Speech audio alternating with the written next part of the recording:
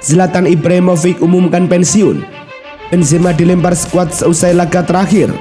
War, tiket Indonesia versus Argentina dimulai.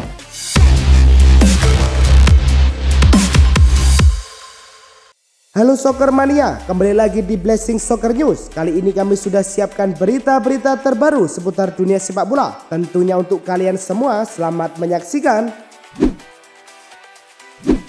Dilansir dari Mirror, ada satu pemain yang dipastikan akan dijual Manchester United. Dia adalah bek tengah Harry Maguire. Manchester United kabarnya akan membayar Harry Maguire jika mau pergi di musim panas. Manchester United siap memberi uang sebesar 10 juta pound sterling atau setara dengan 185 miliar rupiah. Diketahui, kontrak Maguire di MU masih tersisa sampai tahun 2025. Selain itu, Manchester United akan berusaha menawarkan bek berusia 29 tahun tersebut ke klub-klub lain Liga Inggris. Rumor kepergian Karim Benzema dari Real Madrid sudah ramai beredar di media sejak beberapa hari belakangan. Kini, gosip itu pun resmi menjadi kenyataan. Lewat laman resmi mereka, Real Madrid mengumumkan bahwa mereka dan Benzema mencapai kata sepakat untuk mengakhiri kebersamaan yang sudah berlangsung selama 14 musim terakhir. Benzema bergabung dengan Real Madrid pada tahun 2009 silam. Selama 14 musim berseragam Los Blancos, Benzema telah memenangkan 25 gelar. Kini seperti dilansir Fabrizio Romano, Marco Asensio diklaim sudah menemukan klub barunya. Klub yang sukses mendapatkan tanda tangan sang pemain adalah PSG. Romano menjelaskan bahwa PSG dan Asensio sudah mencapai kesepakatan verbal. Rencananya Asensio bakal mendapat kontrak berdurasi 4 tahun alias hingga Juni tahun 2027 mendatang. Kabarnya, Asensio bakal terbang ke Paris untuk menandatangani kontrak pada pekan depan usai ia mengatakan perpisahan dengan supporter Real Madrid. Ilkay Gundogan menjadi salah satu pemain kunci dalam skuad Manchester City. Gundogan sukses tampil dalam 303 laga dengan koleksi 60 gol dan 40 assist. Usai membantu timnya menjuarai Piala FA dan Liga Inggris, Gundogan berpeluang mengatakan City mewujudkan triple winners andai mereka sukses mengalahkan Inter di final Liga Champions. Kini manajer Pep Guardiola kembali berharap jika sang pemain akan bertahan dan segera menandatangani kontrak baru. Mendengar rumor keminatan Real Madrid kepada Kai Havertz, The Blues pun juga sudah dikabarkan telah mengetahuinya. Bahkan, Goal melaporkan bahwa Chelsea siap melepas salah satu pemain andalannya andai Los Blancos siap mengeluarkan dana 100 juta euro.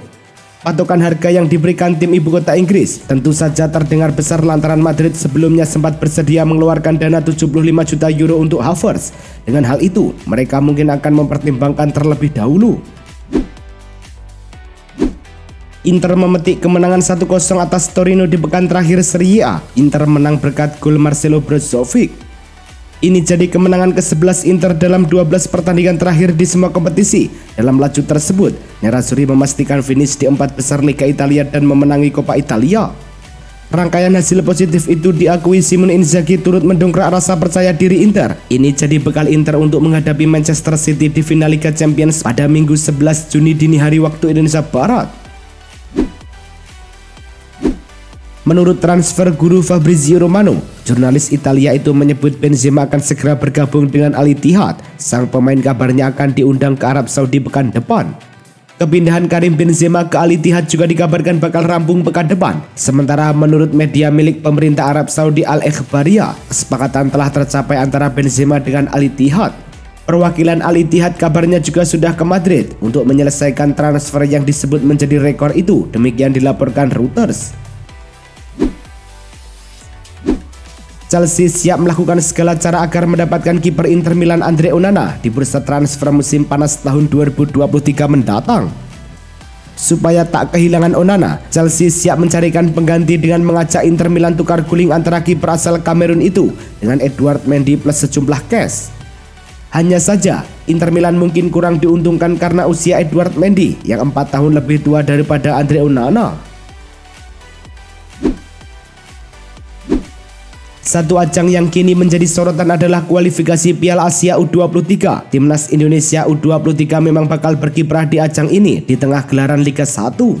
Muncul kekhawatiran ada klub menolak melepas pemainnya karena ajang ini bukanlah agenda FIFA Matchday. Namun, Erick Thohir menegaskan bahwa pemanggilan pemain untuk kepentingan tim nasional bersifat mandatori.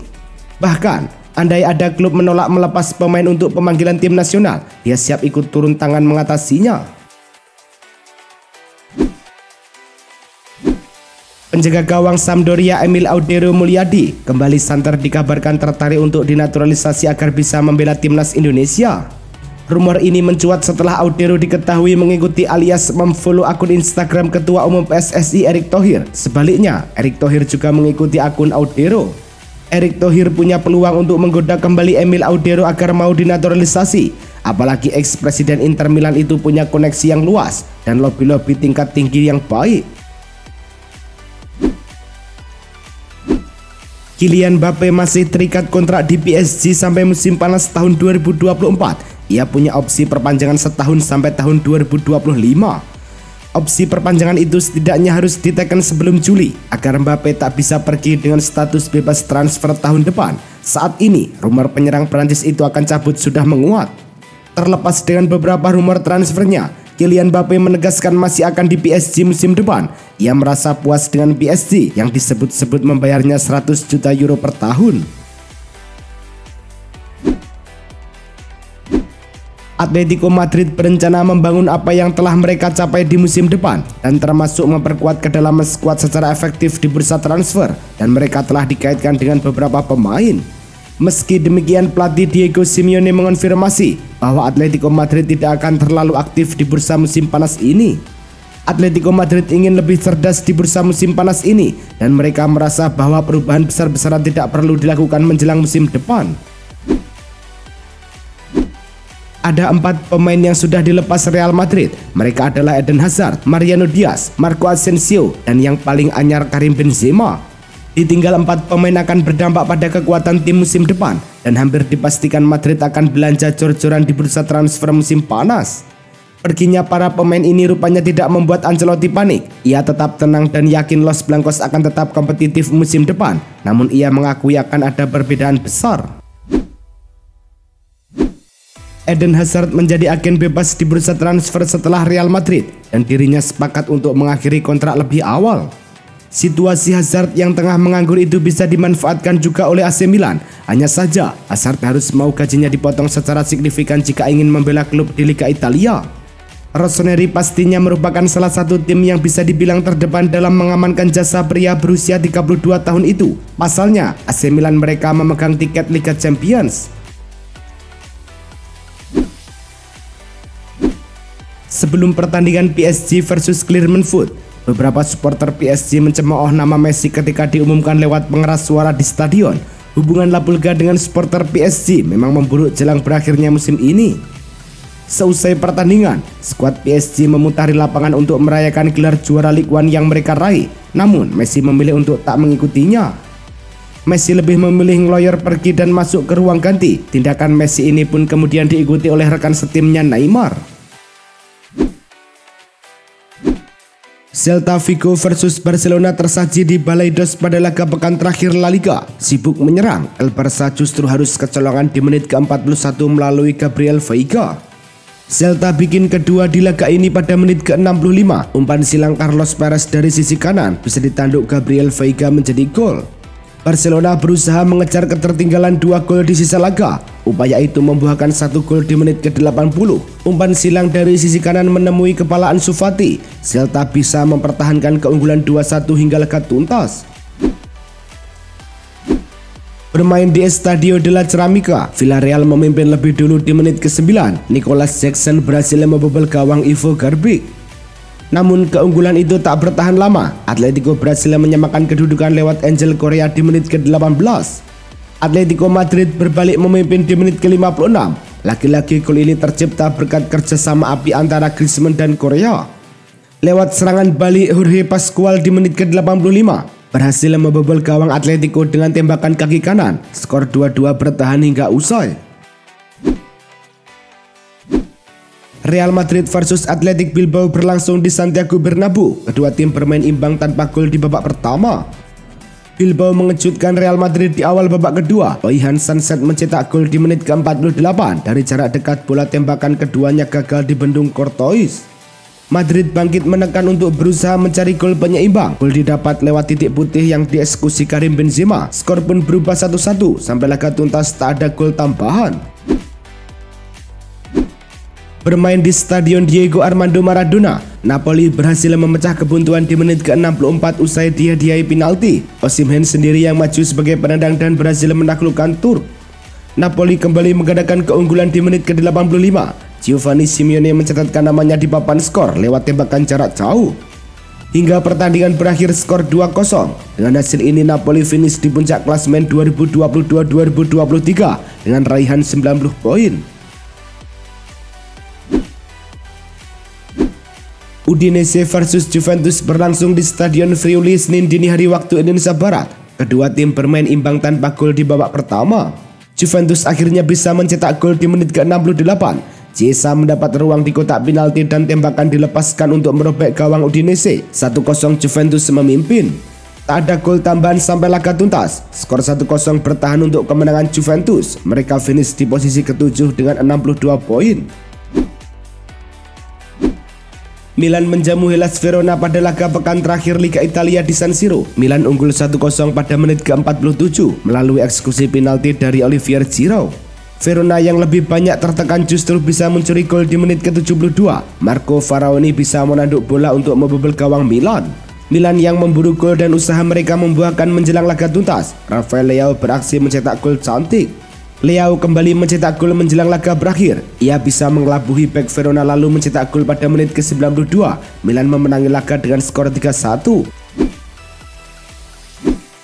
AS Roma dalam posisi terjepit dalam duel di Olimpico. Giallorossi tertinggal 0-1 di menit ke-6 lewat gol Dimitris Nikolaou. Gol penyeimbang didapat Roma pada menit ke-43 melalui Nikola Zelewski. Skor 1-1 bertahan selama 88 menit dan Roma terus berjuang untuk mencari kemenangan. Wasit kemudian memberikan hadiah penalti ke Roma. Paulo Dybala maju sebagai eksekutor dan sukses membawa Roma berbalik memimpin 2-1 di menit ke-90. Skor itu bertahan hingga laga usai. Perpisahan Ibrahimovic dengan sepak bola diumumkan dalam laga AC Milan versus Hellas Verona di San Siro pada pekan terakhir Liga Italia musim ini.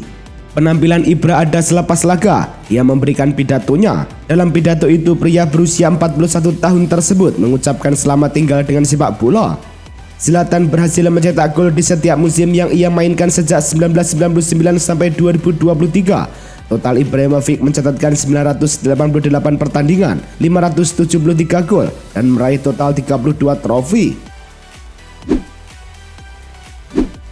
Karim Benzema mencetak gol penalti pada laga terakhirnya untuk Real Madrid dalam laga kontra Athletic Club pada pekan ke-38 Liga Spanyol. Penyerang asal Prancis itu akhirnya ditarik keluar pada menit ke-74 dan mendapat tepuk tangan meriah dari para pendukung Real Madrid di stadion ketika berjalan menuju pinggir lapangan. Kemudian para pemain Real Madrid melempar Karim Benzema ke udara seusai laga terakhir di Santiago Bernabeu pada La Liga musim 2022-2023. Indonesia versus Argentina berlangsung di Stadion Gelora Bung Karno, Jakarta, Senin 19 Juni tahun 2023. PSSI pun mulai menjual tiketnya hari Senin ini. Penjualan tiket Indonesia versus Argentina terbagi menjadi dua. Hari ini dimulai pukul 12 waktu Indonesia Barat. Pemegang kartu dan nasabah Bank BRI untuk semua metode pembayaran penjualan dibuka pada tanggal 6 dan 7 Juni. Pembelian bisa dilakukan melalui situs resmi PSSI dan tiket.com. Dan perlu diingat, satu KTP cuma diizinkan untuk membeli maksimal 2 tiket. Itulah tadi kumpulan berita-berita terbaru dari kami. Simak terus berita-berita terbaru lainnya dan jangan lupa like, komen, dan juga subscribe.